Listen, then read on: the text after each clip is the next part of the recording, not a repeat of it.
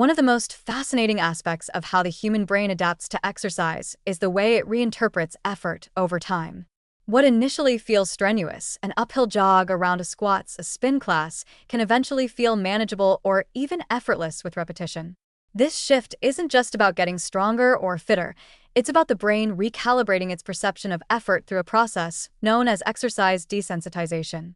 This phenomenon reveals just how plastic our perception of physical difficulty can be, and how repeated exposure to the same workout stress actually teaches the brain to dial down its response. At the heart of this process is the brain's ability to reprocess sensory input. When someone first begins a workout regimen, their brain interprets the rising heart rate, burning muscles, and quickened breath as signs of distress. This makes perfect evolutionary sense. The brain is wired to protect the body from harm, and unfamiliar exertion is often flagged as a threat. However, with continued exposure to the same stimulus, something remarkable happens. The perception of exertion begins to decrease, even if the physiological load remains constant.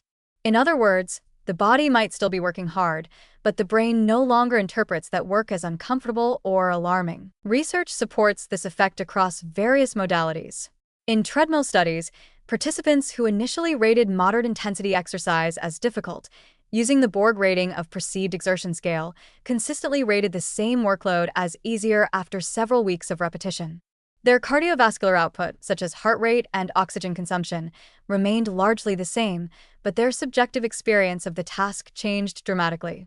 This suggests that the brain was learning how to filter out discomfort signals that were once amplified. Neurologically, this process appears to be linked to habituation, a well-documented form of learning where the brain stops reacting strongly to a repeated stimulus. Over time, the central nervous system essentially learns that a given exercise routine is safe, predictable, and tolerable.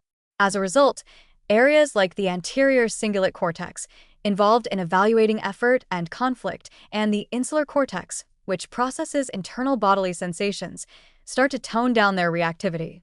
The result is a smoother, less emotionally charged experience of exertion. But it's not just neural adaptation at work. Psychological reframing also plays a role.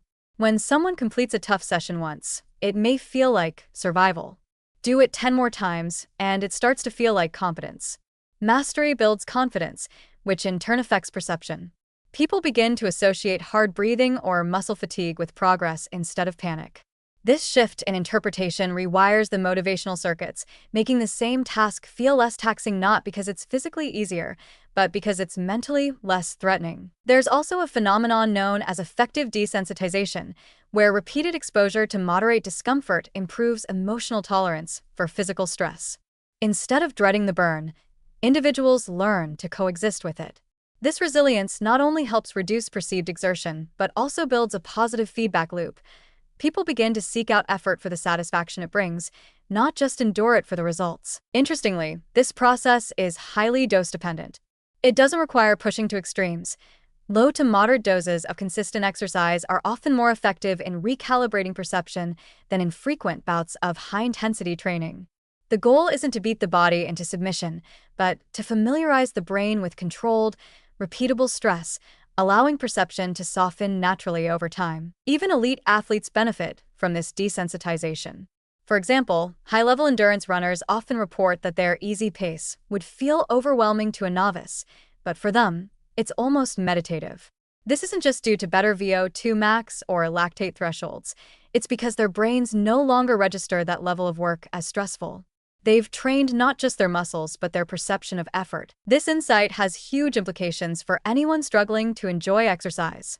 It suggests that the misery of a new workout isn't a fixed reality, it's a temporary distortion. With patience and consistency, that perception can change. What feels like hardship today may feel like power tomorrow, simply because the brain learns to see it differently. Desensitization in this context is a kind of superpower. It doesn't erase effort. It teaches the mind that effort is safe, even satisfying. And that transformation opens the door to a far more sustainable and enjoyable fitness journey.